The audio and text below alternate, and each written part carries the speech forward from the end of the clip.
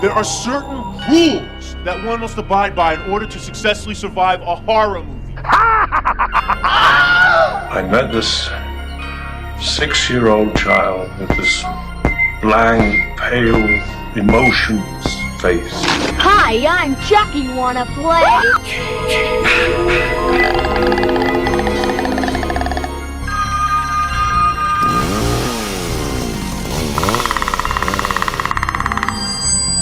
They're here.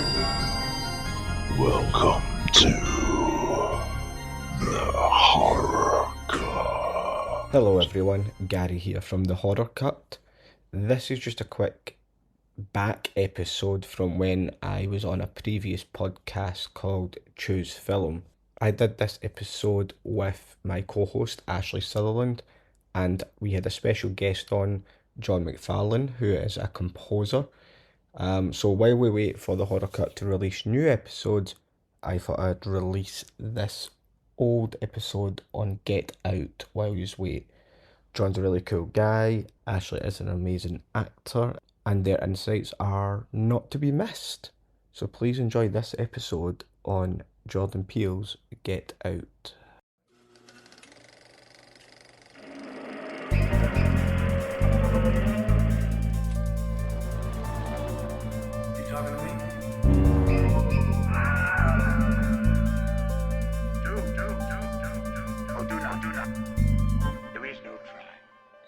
Hello, I'm Ashley.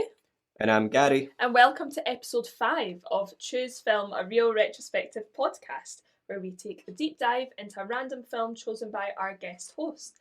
And each season, as you know, we pick a particular theme and review films that match it, and our theme is still the first features. So today, we are joined by John McFarlane, who has decided that this episode we'll be taking a look at the wonderful Get Out. So, John, thank you so much for joining us. Can you tell our listeners a little bit about yourself, please? Yeah, sure. I am a musician and composer. Been a musician for most of my life, and in the kind of last few years turned that into composing for media, and that kind of covers film, adverts, podcasts, everything in between. Nice. And can you tell us why you chose this film? Yeah, so I thought First Features, it's Jordan Peele's first feature as a writer-director, and it's also Michael Abels, the composer, for its first feature film as well, so I thought it was a kind of double header. Absolutely, what a film.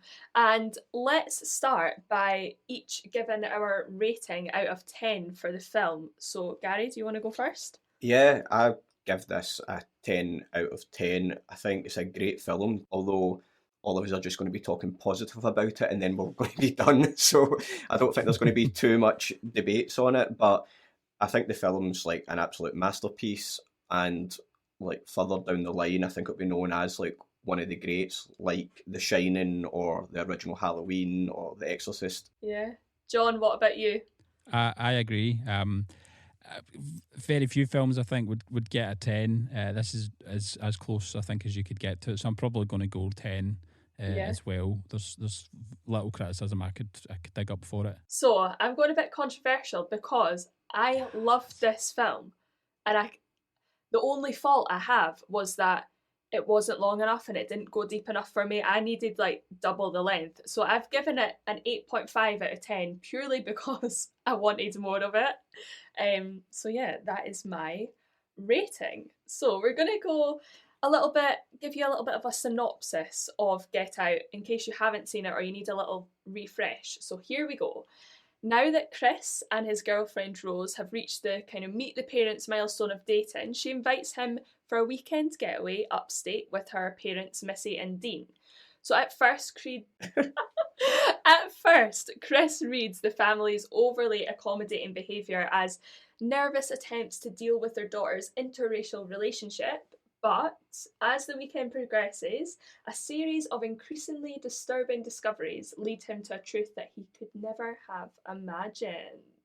So let's get started and dive deep into Get Out. You got your toothbrush? Check. Do you have your deodorant? Check. Do you have your cozy clothes? Got that. What?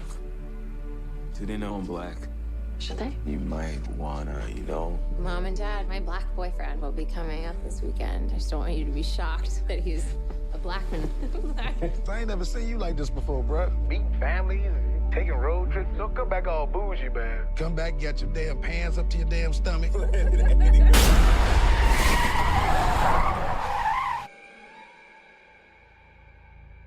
So you guys coming up from the city? Yeah, we're just heading up for the weekend. Can I see your license, please? He wasn't driving. I didn't ask who was driving. I asked to see his ID. Call me Dean and you're hungry, my man. So how long has this been going on, this thing? So we are going to go round in a circle and look at our 3 positive points each on the film. So Gary, start us off. So I'm going to go down the mystery and tension building of the film. Obviously, with Get Out, if you've seen it twice, the second time around, it's a very, very different film because you see a lot of things that you obviously missed the first time. Usually in horror, tension comes from already seeing the monster or the killer, so you'll get a nice cold open of, if it's a slasher film, someone being killed, so then you know to fear that serial killer, or if it's a monster film like, I guess, like something like Alien, you see the alien kill, so then you're looking around corners waiting for it to jump out. But with Get Out, the tension actually comes, I think, from not knowing anything and not having a clue of what's going on. We don't quite know what the horror is in Get Out, and I think that's what creates the tension building and makes it horrific. There's a YouTube video that I've subscribed to called Lessons from the Screenplay, and they've done a video on it as well, and there's a great quote he uses, and it's, the suburban neighbourhood is usually the victim in horror films, but in Get Out, the suburban neighbourhood is the horror. And I think that Gary, that point is perfectly like encapsulated in the very first few scenes, with the kidnap essentially at the start is in the suburban neighbourhood, and that kind of subtly sets up, I think, the fact that it's the neighbourhood that's the people that are maybe not seen that are the horror there, as opposed to some kind of monster or some other nefarious entity that we've not seen yet. Yeah, and is it Andre's name is? I know he's called Logan later on, yeah, but Andre, when Andre is walking down the street just before the car comes, it's very reminiscent of Halloween. And usually you would see Michael Myers at the end of the street watching. So it's kind of that same vibe that it's going for, only it's the white car that comes after them. But yeah, there's scenes when you watch it the first time round, like when they're auctioning off Chris, but you don't know what they auction him for. Like, you're trying to work all this out. You want to know what's going on with Logan, the gardener, and the maid. One of the tensest characters to watch on screen for me was the brother Jeremy. Oh, yeah. Because you're already kind of introduced to, obviously, Rose, then you're introduced to the parents, and you're like, okay, they're a bit iffy, they're a bit weird, but then the brother comes for dinner, and it's that whole dinner scene. He's saying all this inappropriate stuff, and what makes it even worse is, like, the parents just sit there and don't really say much. And what that reminded me of as well is, you ever been on like a train or a bus, and there's like the child and it's just not doing what is told, and the parents don't really give the child into trouble. They just kind of like, right, stop. And that's about as much effort as they give. And it was kind of the same and Get Out at this dinner scene where the parents are just like, right, that's enough now, but they're not really stopping him with what he's saying. They don't actually try and stop him, and I think that's because they want to know how Chris is going to react to it and stuff like that as well. Yeah, it was almost a bit like, this is what Jeremy's like, let him have his sort of moment to shine, but oh yeah, he creeps me out. And I would have liked to actually go deeper into his character as well. I think that would have been good. Yeah, he's to me the scariest character to watch, and a lot of the film is filled with conversation after conversation, and those conversations are surrounded in mystery, and I think the music, more than anything, subtly carries the tension, and I'm sure John's probably got more to say in that. Definitely. We'll so, John, do you want to actually go on to your first point? Yeah, so the first thing for me, because I remember when this came out and I saw it in the cinema, and I purposely, when I see things that I think you know, or if I know a name it's attached to something, or if I see something getting a lot of buzz, I purposely try and avoid trailers for it. So I don't remember actually seeing a trailer for this, but I knew of Jordan Peele from his comedy stuff with Keegan-Michael Key. For me, like, one of my first points is the balance of comedy in the film. For a film that is as tense, his use of tension and release is just astounding. And I know he speaks openly about he sees a lot of parallels between comedy and horror in terms of pacing and tension release and you know, having that break. But for me, that was the kind of first thing that really got me into the film, is that little chuckle, but that didn't break the tension. You know, it was enough just to kind of keep you entertained, but it still kept you in very much in that kind of uncomfortable atmosphere. I read a lot about the character of Rod. Mm-hmm. He obviously is absolutely hilarious, and Yeah. I'm sure we'll get into his character. But I read a lot online about how Jordan Peele changes a lot in relation to how black people are represented, but he kept that almost stereotypical comedy character Mm-hmm. as well. I loved all of Rod's scenes. He literally Yeah. brought such a light-hearted tone to something that was so in depth and serious. And I loved him. I wanted to see more of him too. See in regards to, like, what we just thought about the tension and the mystery as well, I think we should, I don't know if this is one of your points, but that twist where we find out Rose is in on it. Like, the first time watching that, it was the biggest, like, shock ever. And it also reminded me of, I watched a film the other day, it was the remake of Texas Chainsaw Massacre, and dead body in the back of their car that they're trying to get rid of, and a lot of shit's happening basically, and then the sheriff finally arrives. A sheriff is like there to serve and protect, but then he was in on it, everything else that's going on, and you're like, oh my god, there's no escape. And I got the same exact feeling when you find out Rose is in it. She's my scariest character. I know Jeremy was kind of mentioned earlier as being the scariest or the creepiest, but I think she comes across even more calculating and a bit more measured. So for me, that makes her more dangerous, whereas Jeremy just seems a bit more of a loose cannon and a bit more loose-lipped, whereas Rose is a bit more measured and a bit more calculating in what she's saying and when she says it. And the whole phone call scene with Rod, that's my favourite scene in the film. You know, you can see, you know, she doesn't move a muscle when she's on the phone call, but you can hear it in her voice that, you know, the pretense that she's concerned or worried, or and you know, and it's a performance, and for me that's you know, almost psychopathic. She has absolutely no remorse, no feeling, but is you know, is quite on point with what she's saying and how she's presenting herself. I can't remember, is it the blind art dealer who says you're lucky that Rose picked you up and not Jeremy, because he's just like terrorizes them. Like, obviously we see it at the start with Andre, it's like, you know, it's like real different methods between the two of them, and as you said, John, one is really calculated and the other one is like a loose cannon. Loose cannon, yeah. For me, it was a bit with Rose just before we find out that she's in on it and she's looking for the car keys.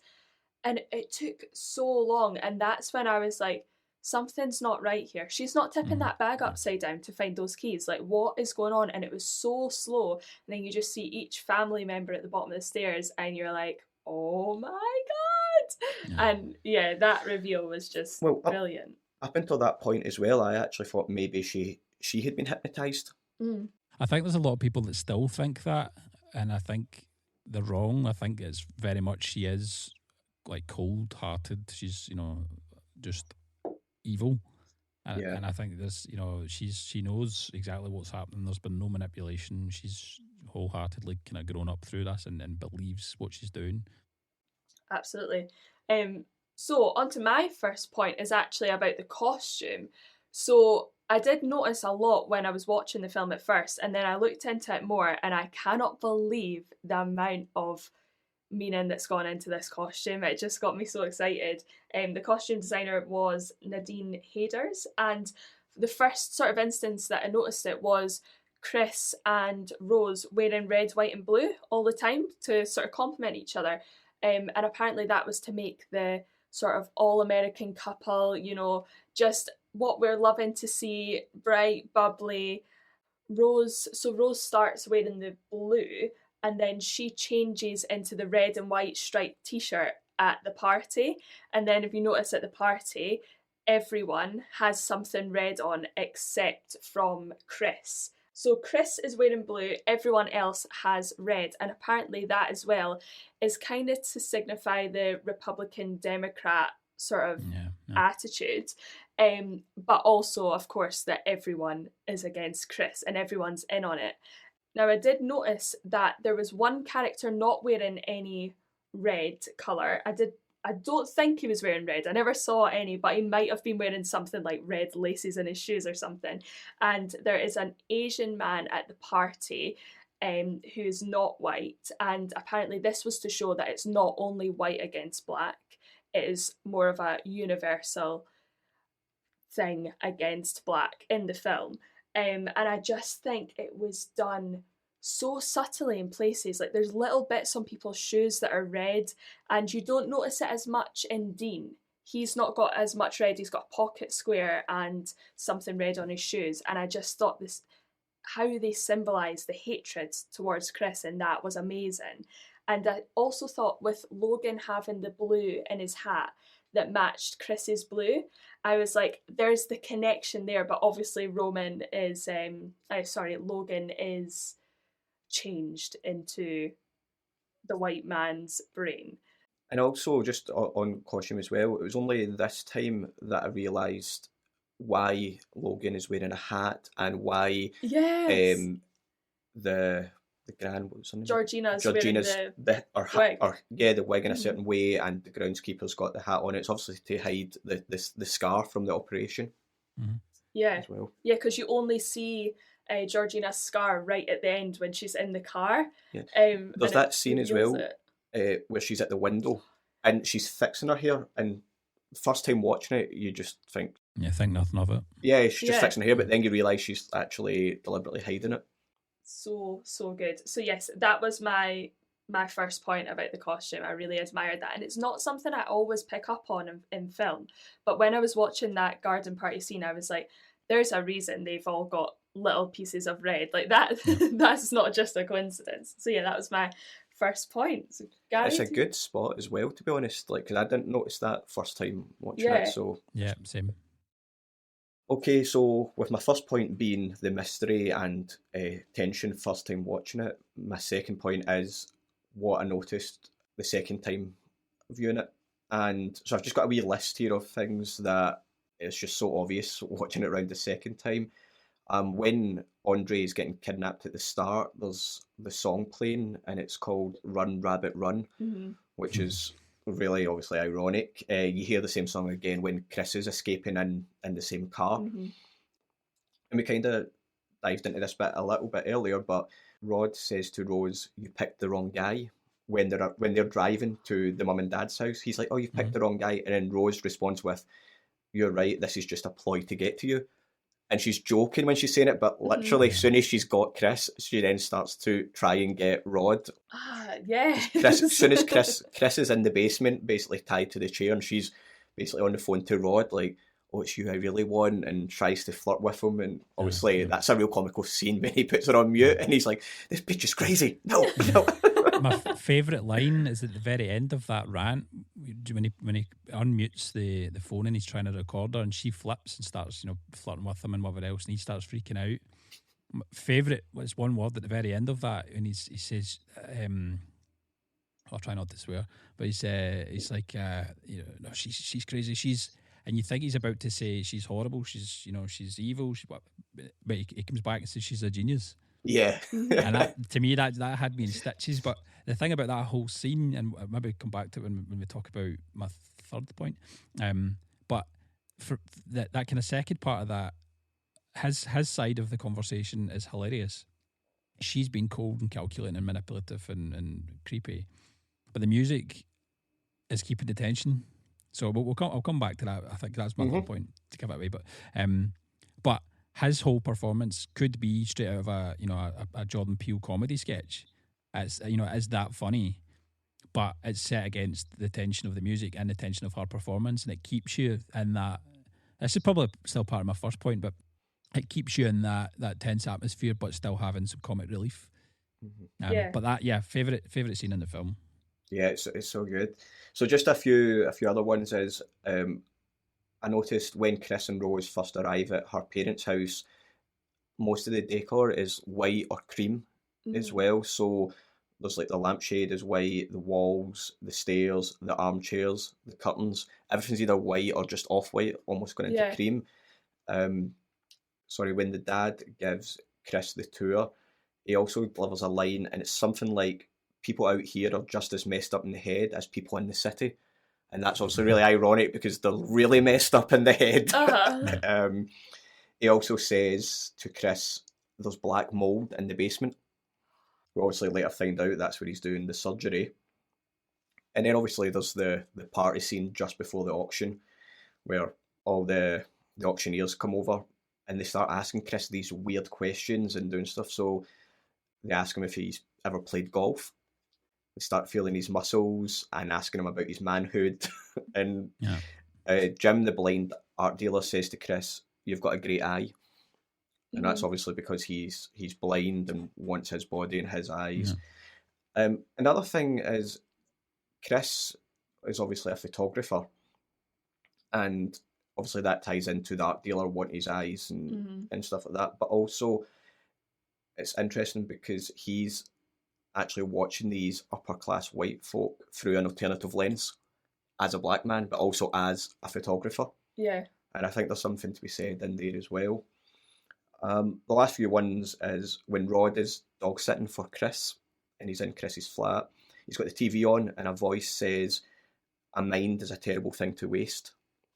And I'm pretty sure actually that's Jordan Peele's voice. I think that's his cameo in it as well.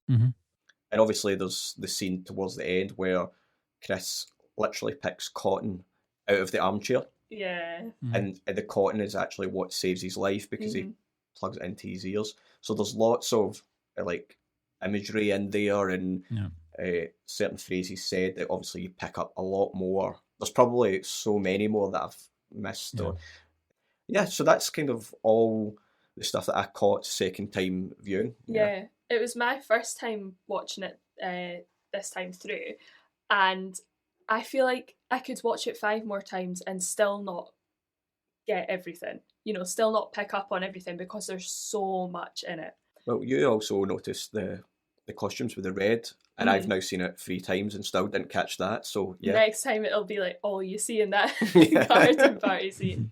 Absolutely. So John, do you want to go on to your second point? So I'd initially written down pacing, but I think we kind of covered that, so I'm going to flip and just extend on to Gary's point there. So I think one of the things I really enjoyed about the film is how Jordan Peele was able to cover so many issues. Now, I think this was made in 2016, so it's really before Black Lives Matters became as mainstream in terms of awareness as it is, and yet a lot of the issues that he was able to put into the film, as subtle as they are, covering the use of colour and symbolism, but there's things like cultural appropriation or white supremacy. There's loads of themes in there about the family and what they're thinking, or some of the other people. They're wanting the physical attributes of Chris, but they want to have a white person's mind. To me, that kind of strikes at the heart of them believing that they are superior to him, but they want his physicality. They want his physique or his youth or his strength. And I think Peele covers a lot of myths and the kind of mythology around Black Americans or Black people in general, but does it in a way it's subtle and it's not so bold as to potentially alienate a mass market. And I think that probably kind of came out when there was a kind of story that did the rounds when they were promoting the film. I think it was in the run up to the Oscars. Daniel Kaluuya was talking about the film and started to kind of go on about Black Lives Matters and the kind of movement. And I think there was a number of Academy voters that basically shut off to the film because of this, thinking, well, what is this? What is this speech? What is this movement got to do with the film? And shut off. And I think that was the risk. If Peele had made the issues so in focus and so blatant, a lot of people wouldn't have watched the film or wouldn't have enjoyed the film, or they would think, oh, this is too political. But I think what he was able to do was take these issues, have people talk about them, the way we're talking about them just now, but still have a film that stands in its own right without it being a vessel to kind of drive home a political message. He's made a good film and has been able to embed a political message subtly through the use of colour and the script, and the physical attributes of people, or what you see as opposed to what you're listening to.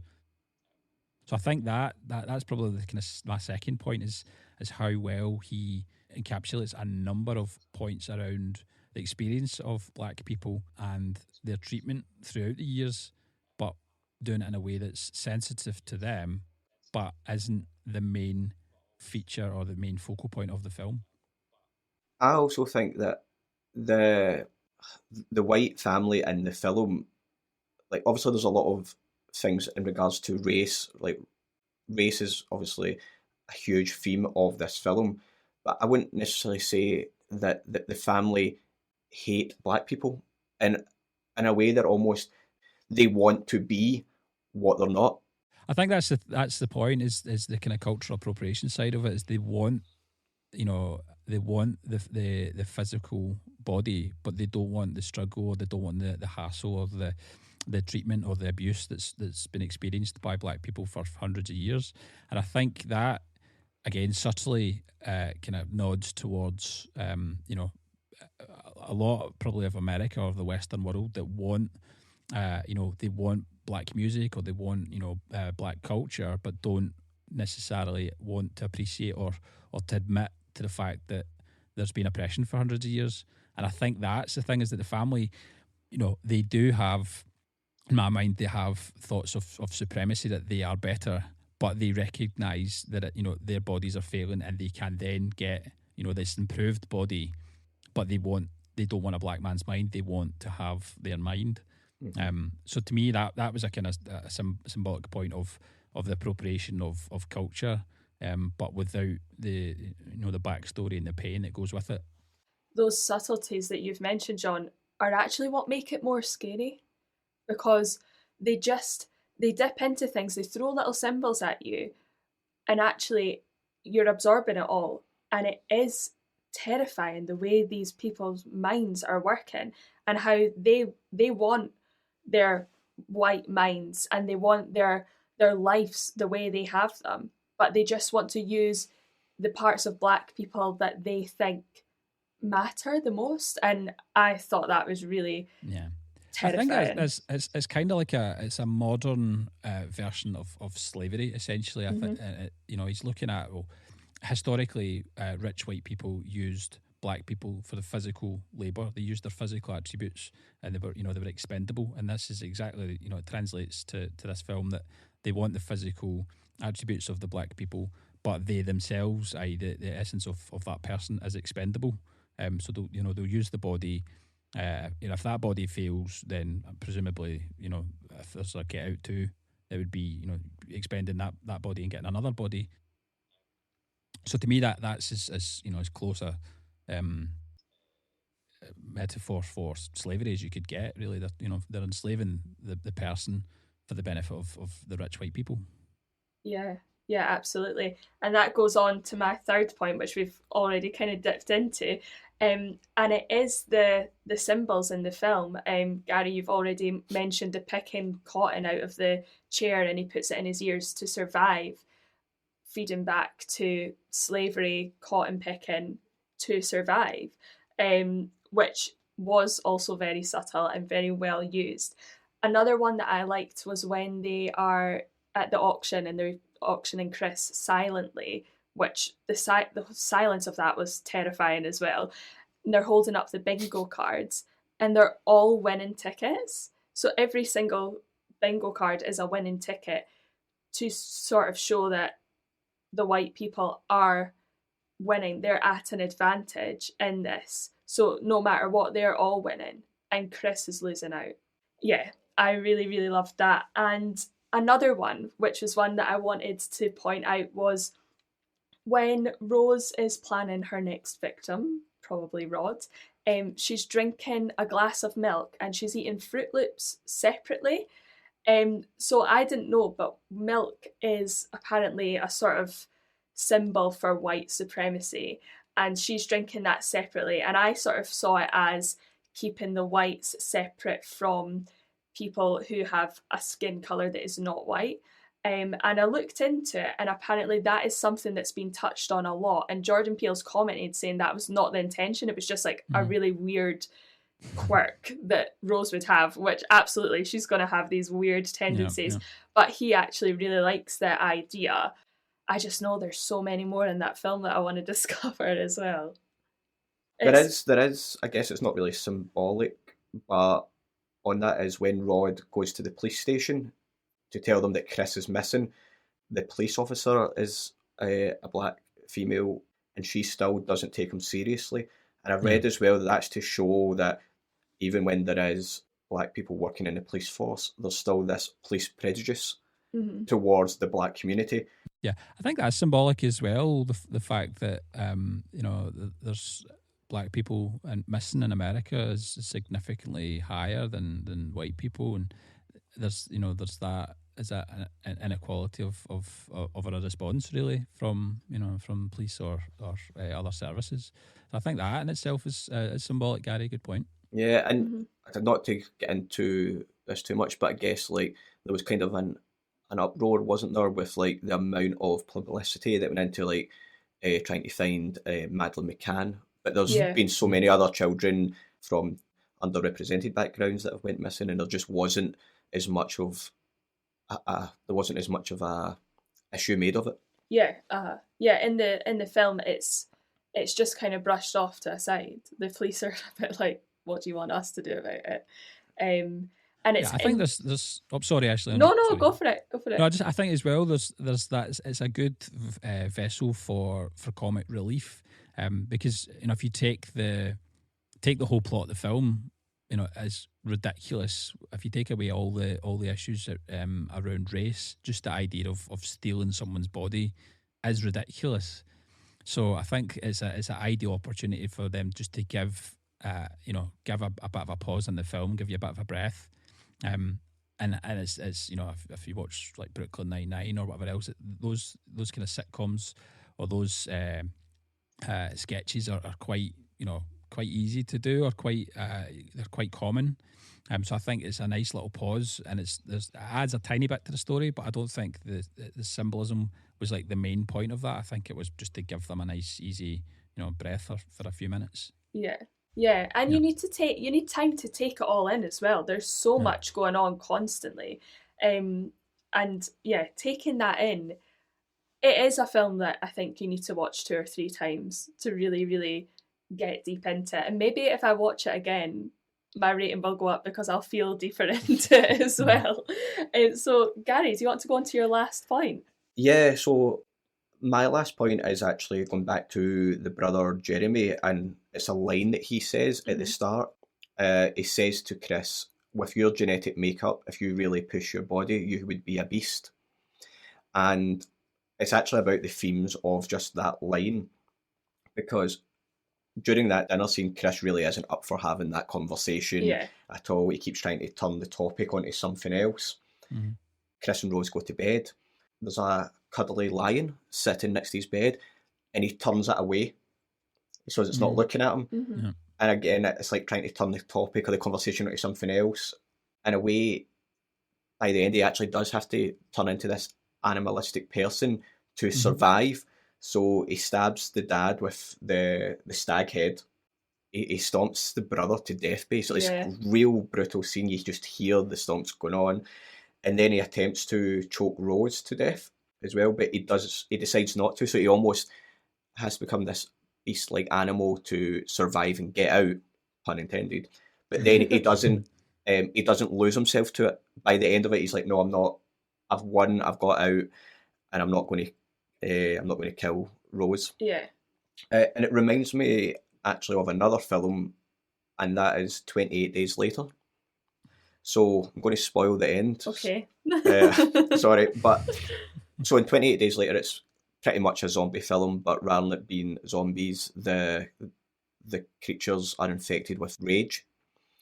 And at the end, the military have kidnapped two of the characters in it, and the third character basically has to just go on a rampage and kill all the soldiers to save basically his surrogate family.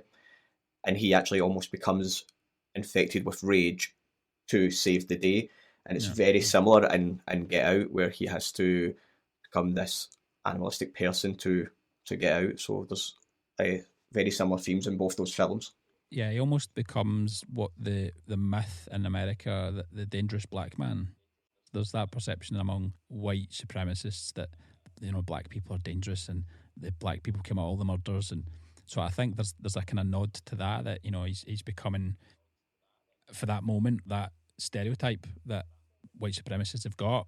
And then he catches himself and realizes, I'm not this. I'm not doing what, it's not me, it's not who I am. I think that's a throwback. Well, that's the way I took it. I don't know if that was intended or not, but yeah, it's almost at the end, Chris's strength is displaying what the white family are after.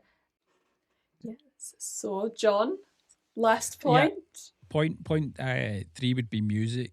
I think music is great in the film. I think from the very start of the even before they shot this, I think Jordan Peele knew exactly what he was wanting, and I think that comes across. And I can't remember where I've read it, but I remember reading that he basically wanted someone to do the music for it that had maybe lived some of the experiences of Chris. So I think, he's found an authentic voice in Mike Labels, and it's his first film as composer. He's more a concert composer. But I think having that authenticity really comes across, and the use of Swahili voice in the film, and again, I think it's far less subtle, but the translation of it is something like "Listen to your ancestors, get out." Yeah. Listen, brother, get out. But it's musical and it comes across really well, and it sets the vibe that there is a deeper meaning to the film than just a horror film.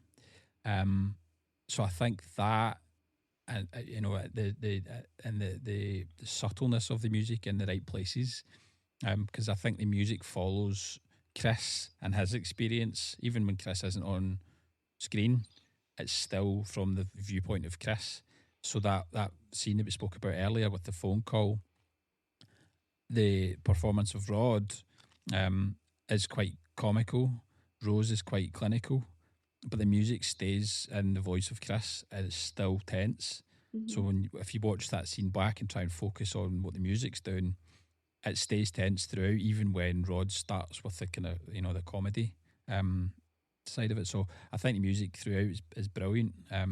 There's a few kind of horror cliches, but it serves the film. So yeah, that's my point 3.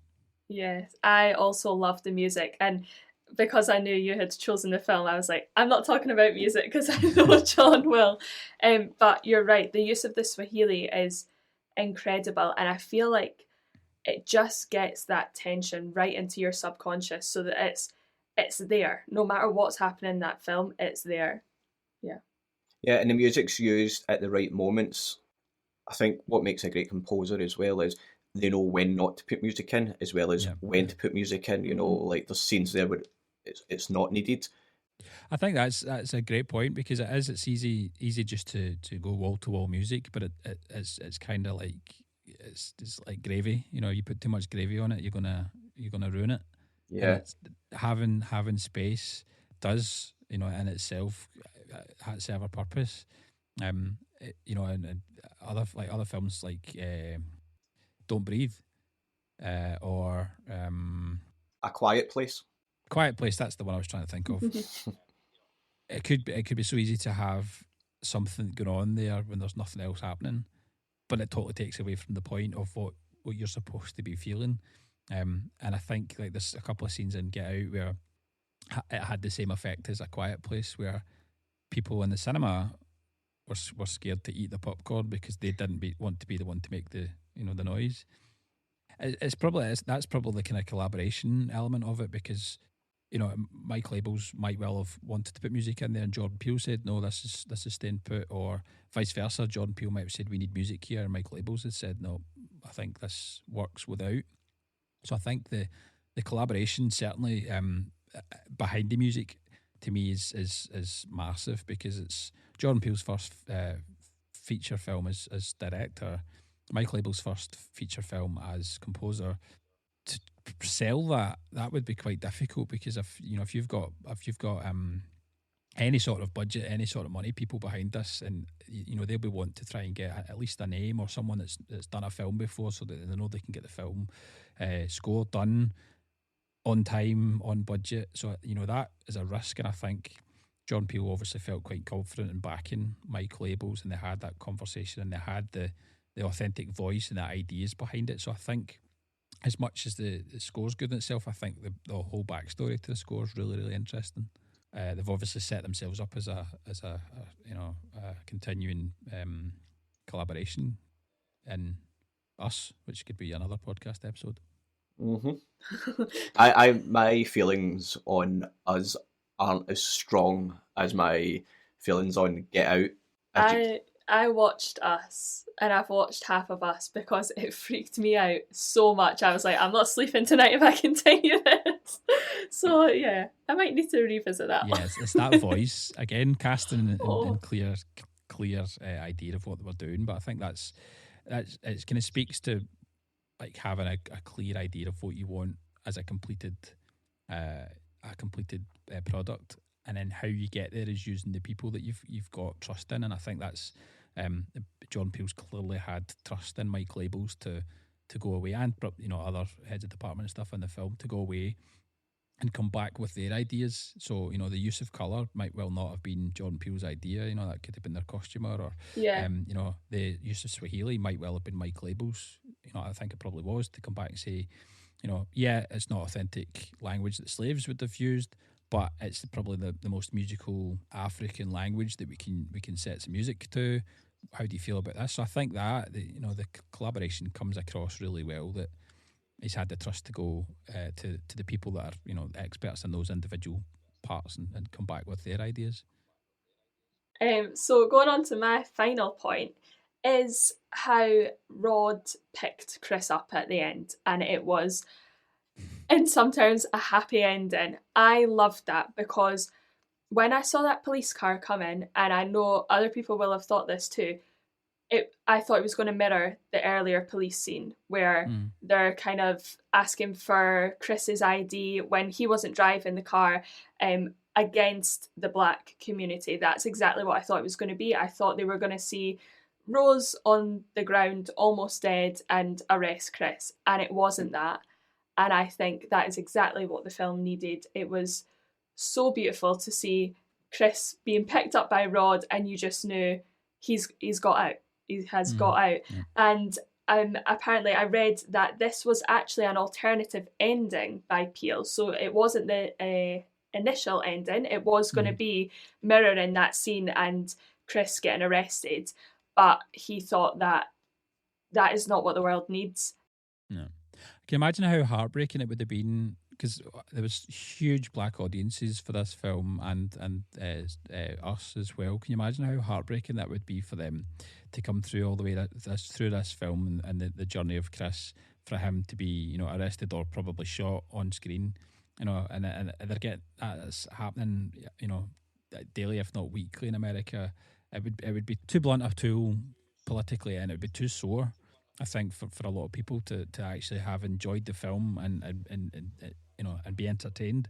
I think he's made the point quite clearly throughout the film, and he's been able to have a happy ending, which is isn't always the case, and I think it wraps it up neatly as entertainment. As entertainment, it makes a point, but it's entertainment, and it's enjoyable at the end of it, because you've came away with on a high. And I think it it probably would have been. I think they probably shot both, and looked at both, and probably tested both as well. But I think, absolutely, whoever kind of made that decision at the end is definitely made the right one. Yeah, absolutely. Has anyone got any nitpicks or anything they didn't like about the film? Which I know is hard for this film. I've got two Mm-hmm. quick points. One, I've only got one nitpick. When Rosie's dad is cutting Jim, the blind art dealer, he's like started the operation before Chris is even in the room. It didn't really make sense for an operation to be started before both patients are in the room. So that's like just one of my only nitpicks. And the other thing is we've not really spoke about cinematography at all, or the sunken place. Yes. But one scene, I think it's the first time Chris is taken into the sunken place. He's hypnotised and he's paralysed in the chair. And it switches to Chris's POV and he's looking at Rosie's mum, Missy, but she's out of focus. And it's almost like his eyesight is also paralysed. So it's not until she moves, she comes into focus. And it's a real nice, beautiful shot. My only nitpick, there's a couple of kind of cliches and stuff which never... I always think you can try harder.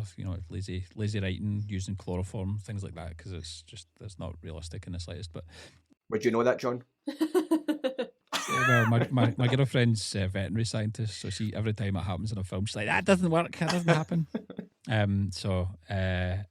The sunken place for me was almost kind of felt like we've put this in because we can make it look nice, or because we can show some of the budget here. To me, it didn't add a huge amount to the story. I've never been hypnotised, and I don't know how it works, but I thought that just felt a bit too long, and it was almost like we're trying to show off this. We've spent money and time making this shot, so we're gonna maximise it. But that is really drilling down into nitpicking. Yeah, I actually had that down as one of my points that I loved, and it's actually for that reason. Like, it's a great shot, compilation of shots, and I loved how serene Missy was, just sitting there, like nothing was fazing her, while Chris is in this sunken place and he's reliving his mum's death, and then the floating and everything. I just thought it was beautiful. I loved the muffled voices and seeing him being able to see Missy through that sort of like a framed picture.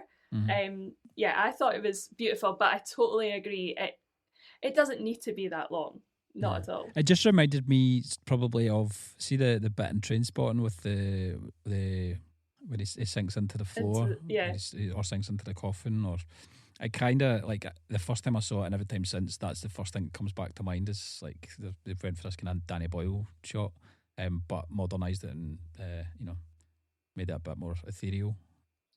Yeah, it reminds me of Trainspotting and also the Scarlett Johansson film that's set in Scotland. What's that called? Where she plays the alien. It was terrible. Oh, I don't know. I've not seen that. I can't remember, but Under the Skin. Under the Skin, that's the one. The sunken place for me.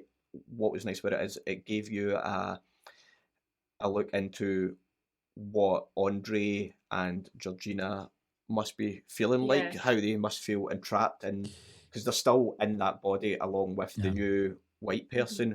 Yeah. That's so true, and it's when you see those little breaks, it's when Chris asks or says to Georgina, like, when there's too many white people, I get nervous, and then she just starts to break. It's in her eyes, and you see that she's coming out, and then she pulls herself back together, and then obviously with the photograph of Logan and he has what they call a seizure. I thought those moments were beautiful, and I think you're right, like that sunken place does give you a sense of what they are going through. Mm-hmm. I love it. My only nitpick was the surgery scene at the end. I didn't like it. I thought it was a bit too theatrical, which is weird because I love that hypnotizing scene, which was very theatrical. But yeah, I just thought at that point in the film, I was so was so deep into it, and I just felt like it took me out a little bit. It becomes almost a different film, which obviously that's what they're going for. Almost the full film takes this 90-degree turn. Yeah.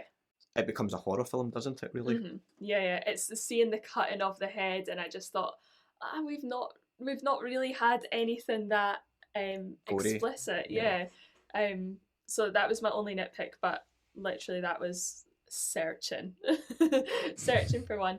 So I loved chatting about this film, and I highly doubt your guys' ratings of the film have changed, but have they, Gary? No, I'm still sticking. No, with I'm standing firm as well. Yeah, and I'm going to raise mine to a 9 out of 10 just because I do want to get deeper into it, but that's literally the only thing holding me back. So we will have a quick little break.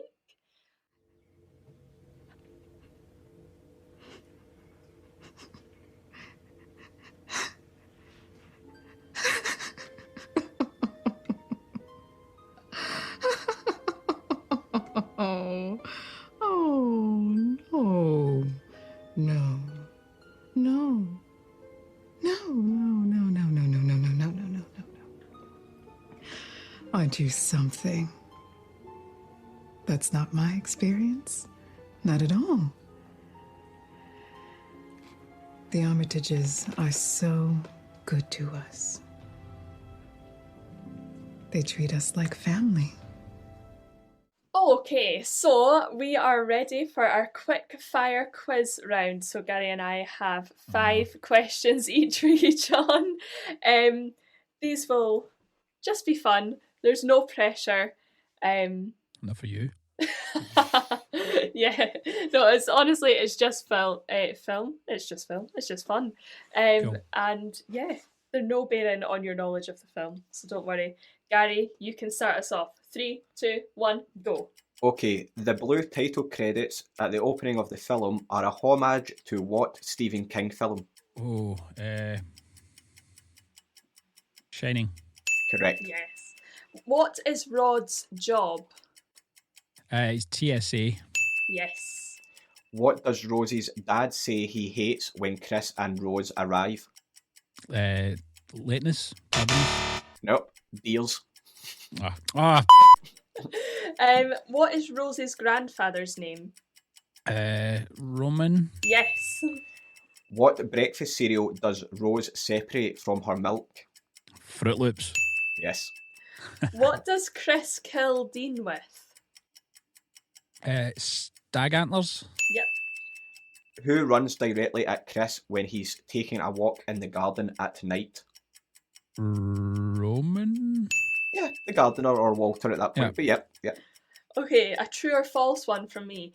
Get Out was named Best Rated Film of 2017 on Rotten Tomatoes. True or false? True. Yes. Okay, after Chris is taken prisoner, what is hanging on Rosie's wall as she's searching for her next victim on the laptop? Photographs. Yeah, photographs of her previous victims. Yes. And last but not least, where is Daniel Kaluuya from? Britain or America? Britain. Yes! Well done. You did well on that. Yeah, I think you got one wrong. That's not bad. The tardiness one. Yeah, I think you might be in the lead, John. Well, yeah, you or Rachel, we should probably work that out, actually. Yeah, the leaderboard. So let's leave Get Out there. I have loved talking about it with you guys, and I feel like we could just go on and on. Yeah. On and on with this film. So let's get into our little fun segments for rounding off the show. So we're going to start with our fun fact of the day. Gary, do you want to take it away with your fun fact of the day? Yes, so Dolly Parton is not blonde and actually wears a wig. No. Yep, her husband doesn't want to be in the spotlight, so she goes out without her wigs on, with like normal hair and normal clothes, and she basically Clark Kent's the shit out of her daily life. I love that. Go Dolly. I honestly think that's great. John, have you got a fun fact for us? Yes. I don't know if it's common knowledge or not, but when just before Finding Neverland was being filmed, Johnny Depp spent about 3 months in Scotland, and he's got a whole number of disguises that he wears in public, just to go out and pick up on accents and cultures, and find that fascinating. Oh, I love that. I love that. Your two facts have been kind of related. Yeah, actually. that's weird. On Johnny Depp there as well. Supposedly, when he was trying to sort out his accent for Alice in Wonderland, he watched like 10 seasons of Rabsy Nisbet to try and get it right, and supposedly he would like not understand a word of it in season 1. Then by like season 2 he started to understand it, and then by season 3 he was like actually laughing. Oh, I love it. That's so hilarious. Good. So my interesting fact is not related in the slightest. It is. The 100 folds that are in a chef's hat represent their level of skill, or 100 ways to cook an egg, apparently. Who knew there were 100 ways to cook an egg? I didn't even know there was 100 folds in a chef's hat, so I just got 2 facts for the price of 1. So there we go with our fun facts. Now to end the show, we're all going to mention a short film that we've watched recently that our viewers can also watch that we have really loved. Gary, what's your short film you'd like to promote? Yeah, so mine is a really short film. It's only 3 minutes long. It's by a company called Storm Films, and it's a comedy called Mop.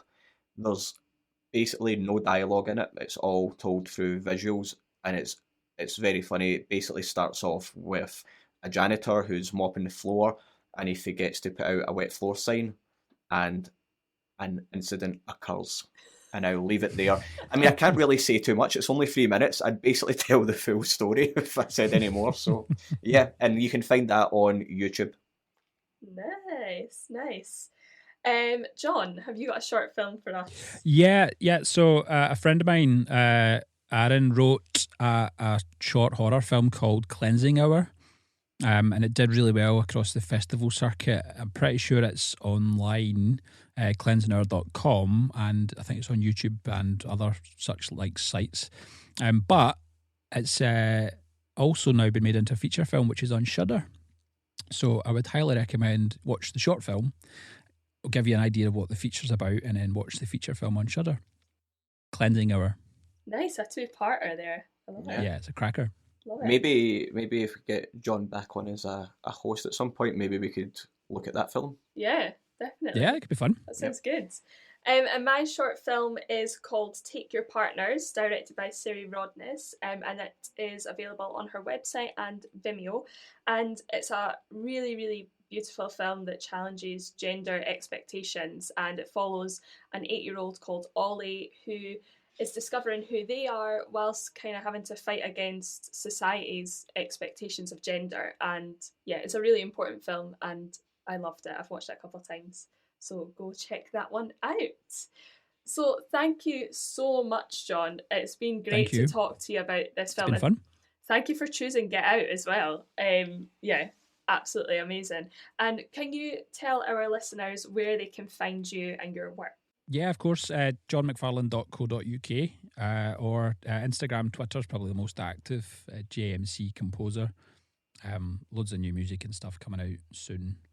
And are you working on anything in particular that's coming out in the future, John? I'm writing a suite just now for a film that should be shooting next year, virus dependent. It's a Scottish feature film, so I'm writing for that just now, and a few other bits and bobs and production music and stuff on the go just now. But need more people to make films during this pandemic because it's going to be with us for a while, I think. So yeah, and I should probably say as well that John is a fantastic composer who has now composed 4 of my films. So yeah, check out his work, and if you are a filmmaker, drop him a message. Yeah, please do. Absolutely. I'm really excited to keep up with more of your work, John. Definitely. So I'm Ashley Sutherland, and you can find me at AshSutherland4 on Twitter or at Ashley Sutherland on Instagram. And I'm Gary Hewitt, and my Twitter, Insta, everything handle is at HewittGPro. Thank you so much for listening to Choose Film Podcast, and for all your reviews and lovely comments so far. Join us next time where we will be reviewing Alien 3? Alien 3 with Gordon Miller. It's going to be a good one, so make sure you watch Alien 3, maybe Alien and Aliens as well, to prepare yourself, and join us next time. Thank you so much. Thanks. Bye. This conversation can serve no purpose anymore. Goodbye.